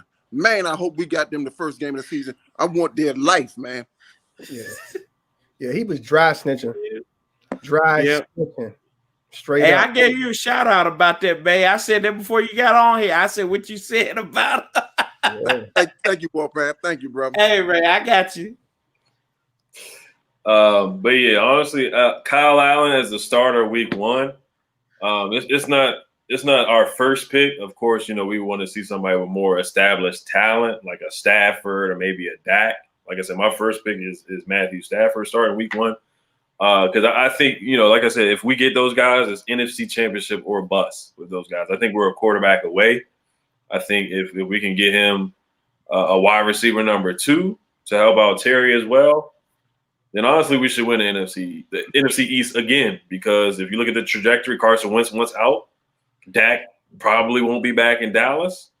And the Giants are the Giants. Daniel Jones is going to fumble the football. He's going to turn the ball over. So honestly, we really should repeat. But like I said, there hasn't been a repeat NFC East winner in the last 10 years or something like that. So it's been a long time. I'm not going to get too far ahead of myself, but the future's bright. I'll say that. Eckert Smith, thank you for the donation. He said this donation in at 8:06. Just getting into it. He says Ed going Umar Johnson with the donations. 24-23 Washington football team. You talking about Dr. Umar?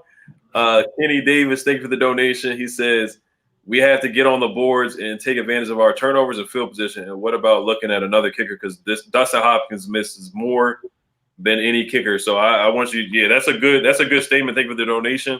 What's your trust level on a scale of 1 to 10 going into this game with Dustin Hopkins? Do you think it could come down to a Dustin Hopkins extra point? It could come down to a Dustin Hopkins field goal. And you know how he's messed us up in the past. So what's your trust level, Kenny? I'll let you go first. 50-50. It's like you don't know. 1 minute he NFC kicker of the week, and next minute, you know, he's missing 2 extra points. You know what I mean? It's just like you don't know. I don't know. I don't know. Honestly, I don't trust him. If I don't know, I don't trust him. If I can't say for sure, I don't trust it. You know, I feel like in the off season, we have to address that. You know what I mean? Now let's he get his shit together because he's had a horrible up and down year. I'm really disappointed in Dustin, man.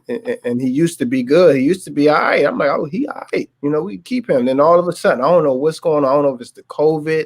You know what I mean? I don't know if it's I think he had like a groin injury at one point. I don't know if he's injured. We just don't know, but he's not been himself. Mm-hmm. Yeah, I mean, Dustin, he's up and down. I mean, I remember the Cincinnati game in London. You know, he missed an easy kick. So, you know, he can fool around, make a 50-yard. Next thing you know, he'll miss a 25-yard kick. How about you, Warpath? I got about 70% confidence rating in him, and the only reason why I say that is the man hasn't missed a field goal. He's made in his last 6 games. he's made all his field goals besides one. So he's gotten better. And like I said, it's the psychology of Ron Rivera, y'all. He heard people coming after his head, coming after his kicker, and he stood behind them. And I think he's missed one extra point during that time too. So he's tightened up. As it's gotten colder, he's tightened up. And I think people forgot about that because we remember what he did in the beginning of the season. But these last down this stretch, the dude has been basically automatic for the most part. So I'm going to give it to him. I give him about 70%.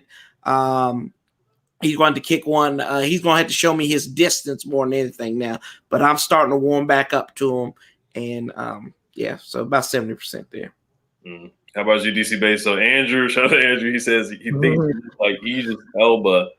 You know, the ladies love Idris, so I guess that's a compliment. You do look like him, though. Pipe me up, man. Hey, look, man. You was up in this Christmas. I did see you up in this Christmas. Man,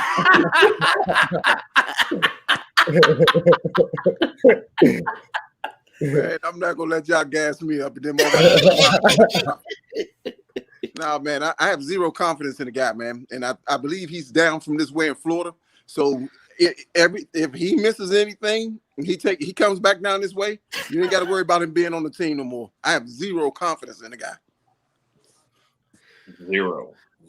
Okay, I give him a 5. I don't really trust him either, honestly. I mean, he did well in the Eagles game. I gotta give him credit. He did make some good kicks. I mean, they weren't far, but honestly, I mean, he's disappointed us so much. Where it's like if he makes it, we'll take it. I mean, he's been NFC Special Teams Player of the Week 1 week. Next thing you know, he's missing an extra point. So, but I guess I'll bump it up to a 6.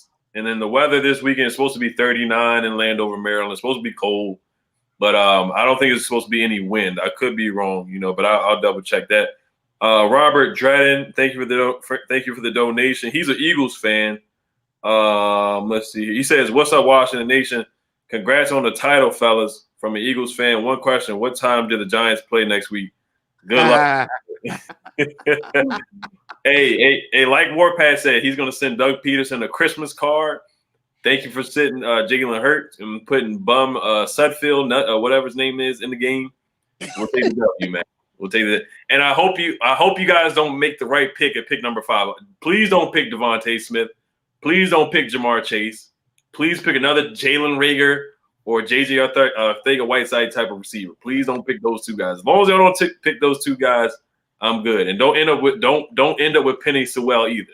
Just. Well, they're not gonna get Penny Sewell and Dante Smith just won that Heisman, so yeah. He may be in Philly.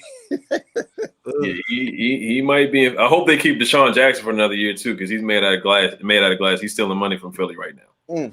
But thank you for the donation, man. Brian Harden, thank you for the donation. He sent this in at 8:15. He says, "So when is our all-in ring push? All in meaning Cap is burned up in talent, and we're on a mission for that Lombardi trophy." Kenny, I'll let you go first again. Man, now, right now, this Saturday, you know what I mean? Yeah. This Saturday, like I feel like anything can happen. Underdog, why not? You know what I mean? But if not now, for sure next year, we have to address the quarterback position, because I'm telling you right now, this defense is for real. If we get a Mike linebacker that can run sideline to sideline like a fast SOB, I'm talking about you ain't about to do the little jet sweeps. You're not doing the little throwing to the running back in the flats. We all over that shit. We need to address that, because right now this defense is built. It's a Super Bowl I believe it's San Francisco when they went to the Super Bowl. Honestly. Yes, sir. I'm with you, man. You listen to Bucky Brooks. He said it in the offseason. He said Washington could have a parade, and then someone on ESPN, I think it was Dominique Foxworth, he said we're a quarterback away. So I mean, the national TV guys, they're taking notice now. They're taking notice. How about you, Warpath? Yeah, it starts today. Well, it really started on Sunday, to be honest with you. You got this opportunity. You got this defense built. and you got to go for it. You got to go for it. You got this young team on both sides of the ball, and I think the theme of the night's been you need a quarterback.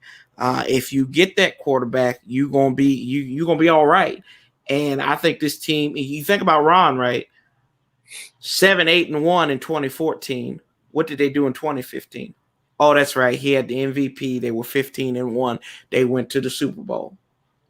I'm not gonna say that's gonna happen here, but if trends follow the same way, y'all, we might be. I mean, we might be having a 2-week break in February next year.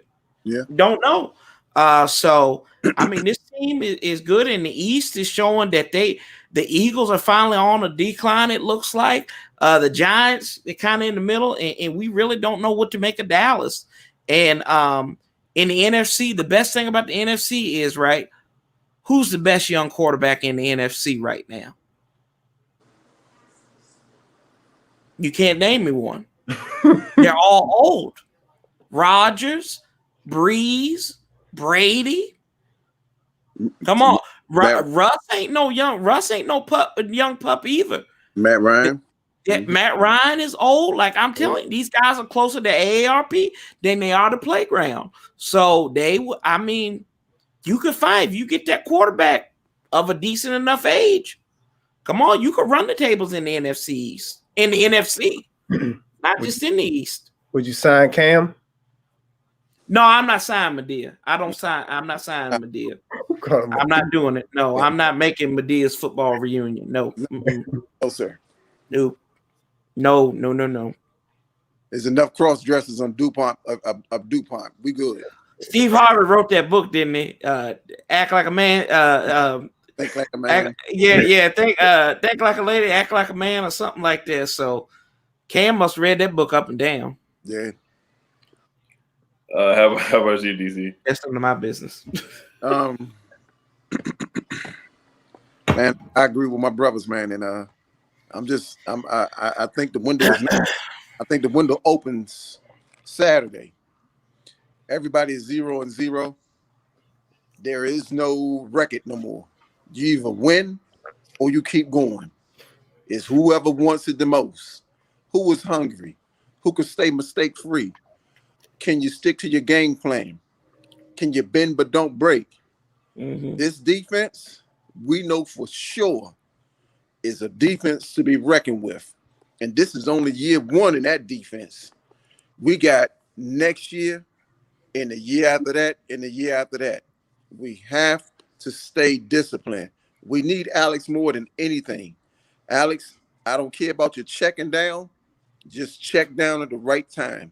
Don't throw any interceptions. Don't get these people any room to breathe. Get out to Tom Brady, hit him, and call him a bitch in his ear when you hit him. Fuck him. Right. Because I'm up here in Florida, and when we win, I'm going to Tampa Bay with that fake boat at, and I'm going to do my dance. Fuck them people. Oh, man. Oh, man. Yeah. Hey, Tom is a sore loser, too. I bet you if we beat him, he's not going to shake anybody's hand. But he may not walk off the field on his own. Yeah, I feel you on that one. Reyes Max Burger, thank you for the donation. He says Taylor Heineke. Oh, hold on. Somebody else had a comment about you, DC. I'll just read that one and get it out the way real quick. I guess you once again. He says that shit on the bottom left. Leg up.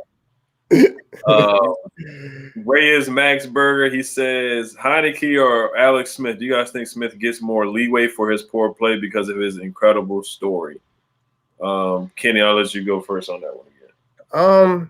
I wouldn't say that. It's just Alex, he's more seasoned and his wins outweigh his losses. Like he plays the safe game. He does the mistake-free game. You know what I mean? Sure, he's looking poor at times, but overall, his body of work, You know, we trust that. So that's why they probably giving him the leeway. I don't think it has nothing to do with the leg, because one thing about Ron, he'll cut your ass. That's what I know. He don't care if you was drafted in the first round. He don't care if you're a Hall of Famer, AP. See you, buddy. If he feel like you're not going to help the team win, that's what I do like about him. He got no cut cards at all. If you're sorry, you're sorry. He'll get rid of you and replace you. So I feel like he knows Alex Smith. He's comfortable with Alex Smith. I feel like Scott Turner is comfortable with Alex Smith. So, you know, that's why the leeway is given, because it's his body of work, his resume. Mm. How about you, Warpath? Coming to NBC this fall, Titanium Spirit, the Alex Smith story. It's definitely because of the story. When you got him, like, this team has been nothing but storylines. From Jason Wright to Julie Donaldson to Ron Rivera beating cancer twice. His carcinoma and DH7 cancer as well. So, you know, I think that it is the story that does it, but kind of going back to what Kenny said, you can't argue with results. We're getting exactly what we had. Remember when Alex was a starting quarterback in 2018? What was the biggest thing people were bamming about? Right? They were like, "Oh, he doesn't throw the ball. We don't get 100. We don't get 300 yards." They were complaining when we were 6-3. So what? He wins games. Yeah. I don't care. If they gotta put that brace around him and they let him play and he still turns over the ball, guess what? When he turns the ball over, he's got a better record when he doesn't turn over the ball. When he didn't throw an interception in Detroit, I remember that win. Oh, that's right. We didn't win that game. So all I'm saying is Alex's body of work is the man wins. I don't know what it is. He must be living right. His wife must have cast a spell or something, or he just living life right, because no matter what, it seemed like the dude, all dog does is win. Mm-hmm. Yeah, it's interesting. I mean, the uglier it gets, the more winning. I mean, there's a stat that says when he throws like 150 yards or something, we win the majority. I mean, what is he, 10-5 or 11-5 as a starter? I mean, we were on our way to win the NFC East in 2018, so he got it done this year. So you got to give Alex the benefit of that. How about you? How about you, DC Bay? Man, when I look at Alex on the sideline, whether he in uniform or not, man, you look at his eyes, man. This man wants it. He got winning and he got killing in his eyes. He's installing that in his offense, and Chase is installing on that defense. Somebody has actually connected the wrong two dudes together. Alex and Chase, those are the most dependable dudes I can actually say we got on that team. And when you look at Alex, you're looking at somebody who wants it bad, man. He wants that, not only to prove that he can come back from that leg injury, he want to prove all that when you took that, when they replaced him with Colin Kaepernick, when they replaced him with Mahomes.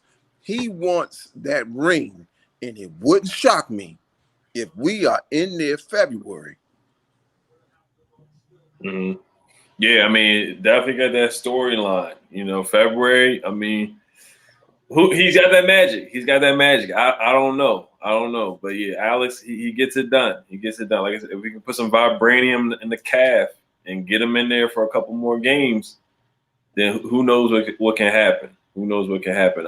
70 Birds Nation _302 or 302. He said, "You're welcome." So I guess he's an Eagles fan. Like I said, we'll take it, man. Who cares if it was Sudfeld out there playing?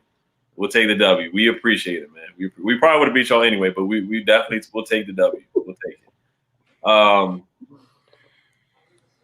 Tyler C, he says, "Did you see Washington's 2021 opponents?" Kenny, I'll let you go first. I did see opponents. Yeah, we do have a first place schedule. That's what comes with winning the NFC East. You know, that's what comes with it. You know, you win games, you get a target on your back. Before we got on the stream, I was talking with Warpath. I don't really care about nationally television games, But we're going to get at least 2 Monday Night Football games next year. We're going to get a couple. We'll probably get 1 or 2 Sunday Night Football games. We'll probably get a Thursday night because they didn't want us on national TV this year. They tried their best to keep us all national television. But we're going to get the recognition now. We're going to get that. We just got to step up to it. It's a new era. No more of this, oh, we're scared to play on Monday Night Football. Let's step up to the challenge, and let's be ready for it. That's just how I feel about it. But how do you feel about the opponents, Kenny? Well, I didn't have a chance to look at the schedule, but it is what it is at the end of the day. You know what I mean? We gonna have a target on our back. We're gonna be the team to beat. Who cares at the end of the day?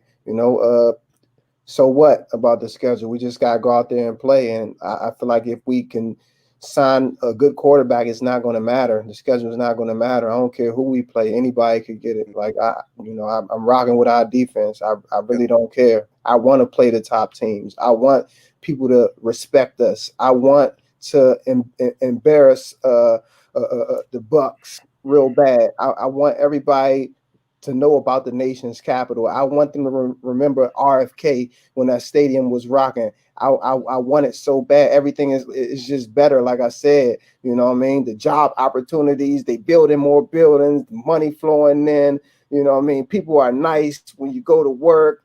People wearing Washington football gear at the Shoppers and the Giants and the Royal Farms. I mean, I miss that. I want that. I'm hungry. I hope they give it to me. Yes, sir. Yes, sir.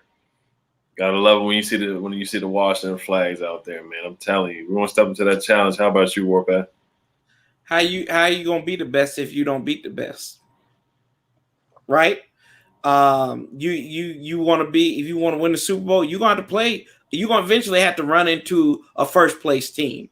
You got to beat these guys. I always would always worry about, oh man, God, we got to play Seattle in the playoffs the last couple of times, right? They're tough. They're tough out. Everybody in the playoffs is a tough out. So you got to be in that next season. You got to go out there and show your mettle. It was this season a fluke, and you got even more to prove now because people think it's a fluke. So if you lose to Tampa, you're going to go out and say, hey, this wasn't a fluke. We're going to get you back. So, the benefit of it is next year, a lot of these tough games are at FedEx Field. When you bring Tampa in there, Drew Brees comes to Washington, my homeboy is coming to Washington, Justin Herbert's coming to Washington, and then you got your NFC East guys. So, you're going to have the best of the best in your backyard. So you're going to need to come on and show up, because if you want to have that atmosphere and you want to beat it, man, you're going to beat some of these dudes. Super Bowl champions, y'all, are coming to the nation's capital. And if you want to be one, you're going to have to learn how to beat these cats. Yes, sir. 100. I'm telling you. How about you, DC Bay? Man, Warpath took the words right out of my mouth, man. And also we got Green Bay. We go to the frozen tundra, so you already know they're not gonna make this schedule easy at all. And like Kenny said, you want that smoke, we're gonna give you that smoke.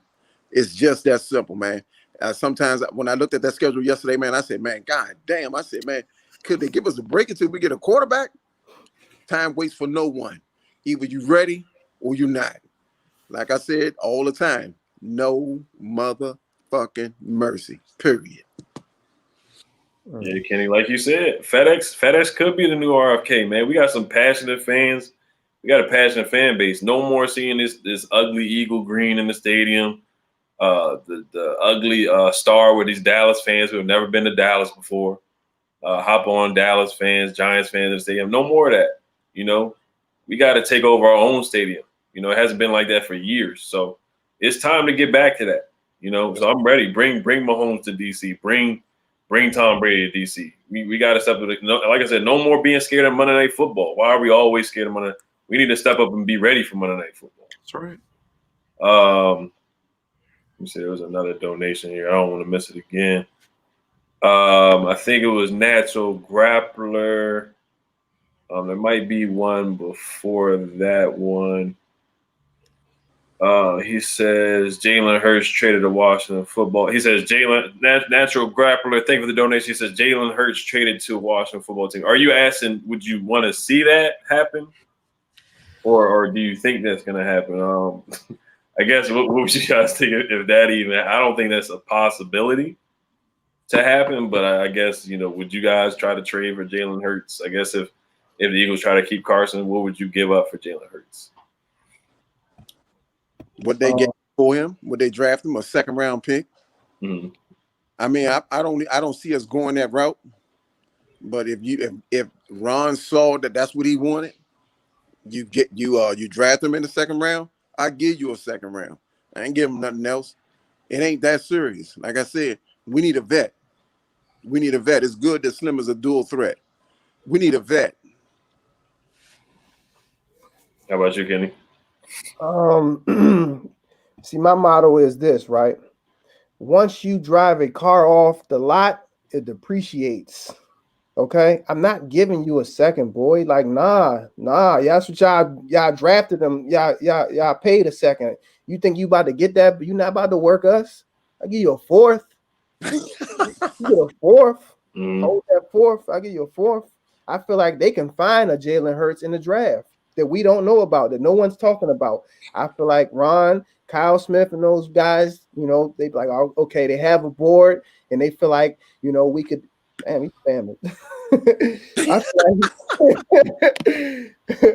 I feel like they have somebody in mind, that they could just go ahead and get. You know what I mean? I'm not giving up no second for no Jalen Hurts. He's not accurate at all. You know what I mean? I seen throws that he's missed on that fourth down play. He had a man wide open in the end zone and missed it.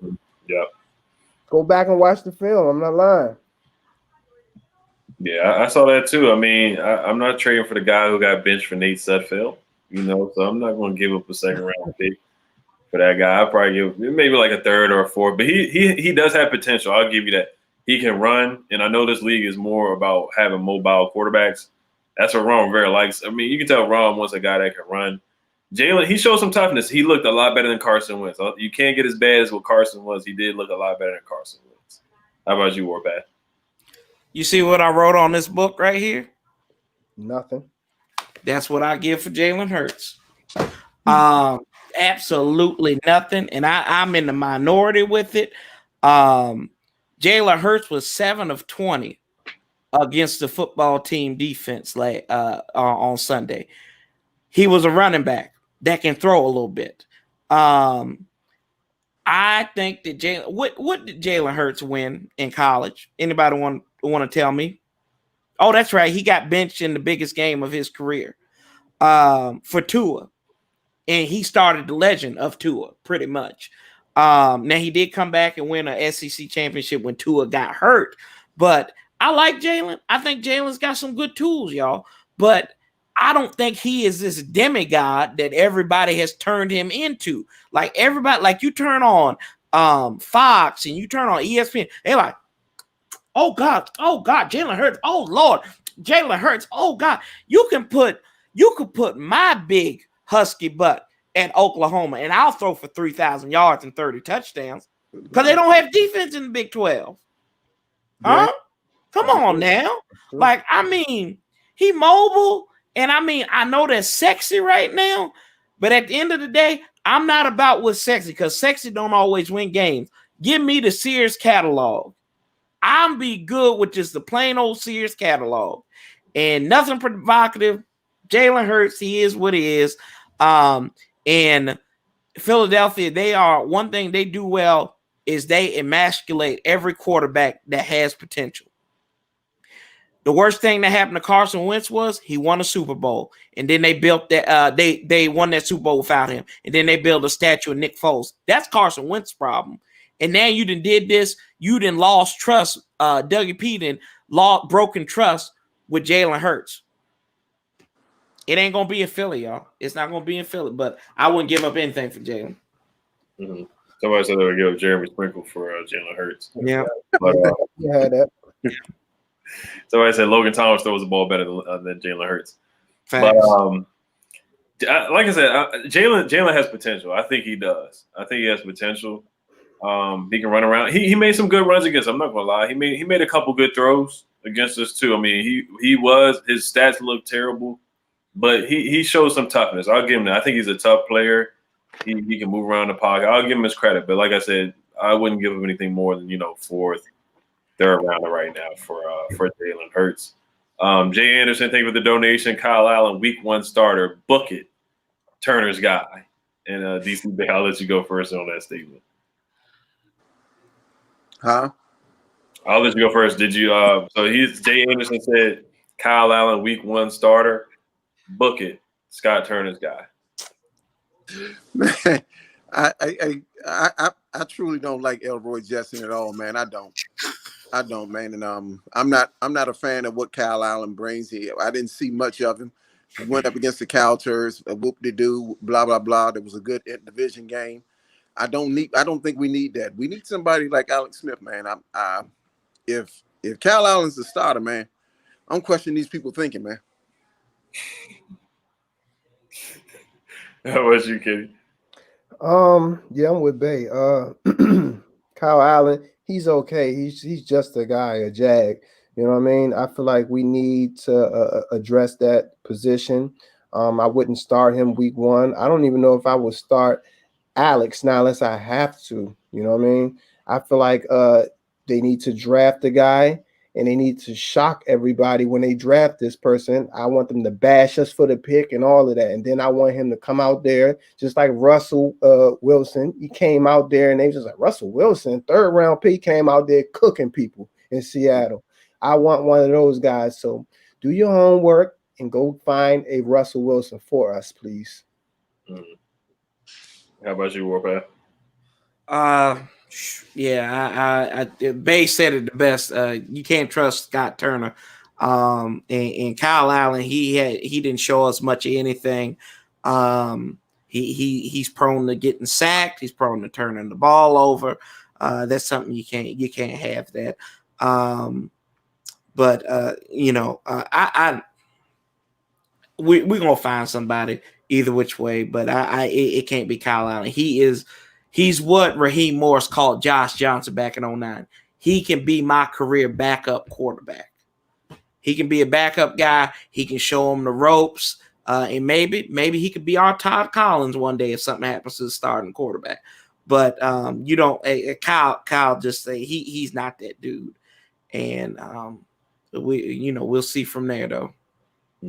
Yeah, he's like our Colt McCoy now. He's getting hurt like Colt McCoy. Both made out of glass. Both will turn the football over. Sometimes they will make some big plays. Kyle Allen made some good plays this year. I did like what I saw from him for the most part. I mean, the Cowboys game, he had a good game. The Giants game before he got his ankle broken, he was solid. He wasn't bad. And then the Giants game we lost where we actually could have won if we would have just kicked the extra point. Kyle Allen wasn't terrible, but he did throw up on himself with that terrible fumble. That was a scooping score for the Giants. So Kyle Allen, he makes one good play, and then he'll make a terrible play. So it kind of cancels each other out. But I think he's a solid backup. We do not want to go in week 1 with him as the starter. If we do that, that shows that, Ron, I don't know what he's doing. There's so many other quarterback options. So I wouldn't go with Kyle Allen as the week 1 starter. Somebody else had a question here. But yeah, I'll ask this question and we'll probably wrap up pretty soon. What's your keys to victory to beating the Buccaneers? And then I do want to get a score prediction for the game on Saturday Night Football. So Kenny, I'll let you go first. Blitz the hell out of Tom Brady. Stay tight on those wide receivers. Play them close. Bump them off the line of scrimmage to give time for the defense to get home. You know what I mean? Establish a run. Send Antonio Gibson in the flats. Let him line up in a slot and put him and McKissick in at the same time in the backfield. Then send one way and send them another way so they don't know what the hell we doing. Bring out everything. You know what I mean? Line Logan Thomas up too, in the quarterback position, but he ain't even getting the ball, just something. We got to pull out we desperate, our back against the wall. We have nothing to lose. Everybody is picking us to lose. I think if you put $1 down right now for just the Washington football team to make it out the NFC, I think it's like $50 or something like that. It was $1, bro. It might be more than that. So no one expects us to win, and I like that. So just go out there, make plays, establish a run, play sound defense, and blitz the hell out of Tom. Knock them out. Knock them out if you can. Send Bostic in there. Fuck it. Yeah, go ahead, Bostic. What's your score prediction? I would say it's gonna be tight. 20-17, Washington. Okay. I like it. Upset. I like it. How about you, Warpath? Yeah. You got to go out, send the dogs out. But you can't hold back. You are playing for right now, not tomorrow. Go after Tom Brady. You got to be farther up his butt than Giselle has ever been. He's gonna need a colonoscopy after this game. That's what you need to do to win this ball game. And kind of what Kenny said, you got 2 wide receivers at running back, pretty much. Put them boys out there in the slot. Let them run. See, show them something we've never seen before. Because they've been working on stuff that they don't put out in game. I need a Thanksgiving game plan from Scott Turner. A little bit of sexiness in it, but enough serious, run that ball and get after it, right? And keep Tom off the field. And I think you can win this game. I really do. I believe that they're already crowning the NFL that wrote the script already. They saying it's going to be Aaron Rodgers and Tom Brady in the second round at Lambeau. So. Yeah, I got a bad feeling about the refs. I really do. I got a bad feeling. They do want those ratings. They do want Rodgers versus Brady. So that is a good point right there. What's your score prediction? My score prediction, I'll say 17-10. The team with the most points is going to win the ball game. What city is the team from? They both playing in Maryland, so you know how I do, man. You know how I've been on this winning streak. Yeah. You know how I've been. Don't jinx it. Don't jinx it. Yeah, hey, man. I've been riding hot with that, so I'm gonna say the team with the most points is gonna win. No, you know how I am too. I am a little superstitious too. A football team will win, Ed. A football team will win. That's all I'm gonna say. Well, we are the football team. A football team, but hey, I didn't say the. I said a football team will win. How about you, DT-Bay? I think it's going to be a close game, man. I honestly do. I think it's going to be somewhere around 24-21. And you got mistake-free. The keys to winning this game is, man, like the fella said, get after Tom Brady, make him nervous, get him confused. And on the defense, I think we're going to win this game on the defense, man. We're going to win this game on the defense. When Chase Young gets around that corner, he swats that ball, and then you got he swaps at the arm, and then you got Montez Sweat, who's leaping up in the air, batting stuff down. So I think this defense is going to win this game for us 24-21. Okay. I like it. Upset of the year for sure. I mean, like I said, we beat the Steelers, and I think they're kind of a similar team. The Steelers had all those receivers. They had Juju Smith-Schuster doing the TikToks. They had Deontay Johnson, Chase Claypool. On the other side with the Bucs, they got Antonio Brown, Chris Godwin. Both teams can't run the football. Tampa, they struggle to run the football. The Steelers, they struggle to run the football. Defensively, both the Steelers had a good defense, and the Tampa Bay Buccaneers have a good defense. So if we want to win this game, it's got to be super ugly. It's got to be 17-14, 13-10, something like that. We just can't turn over the ball. Like I said, all my keys are always simple. We just can't turn the ball over. No more muff punts, no fumbling, none of the Pee Wee League mistakes. Dustin Hopkins has to make his kicks, extra points, field goals, all the little things.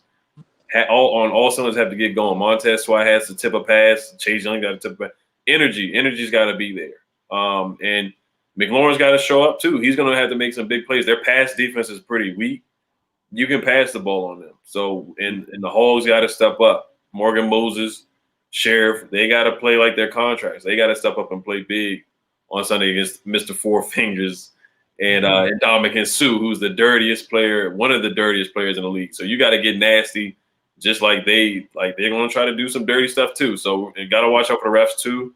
A lot of things to watch out for. So got to get to Tom Brady. So I'm not doing my prediction yet. I'm gonna save it for.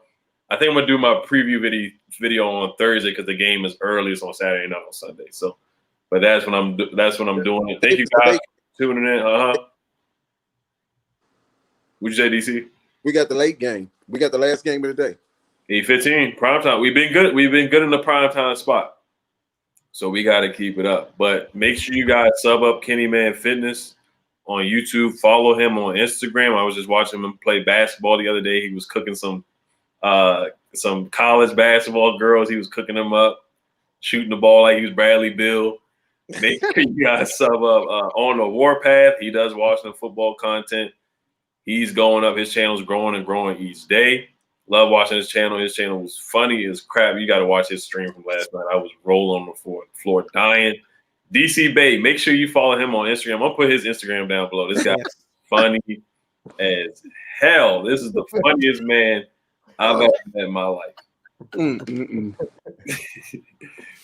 But, yeah, if you want to play that We Them Boys, we can head out. I'll put my shades on, man. We'll go out on a good night. On a good note, man. On a good note. Man. Y'all off the chain in here. Damn.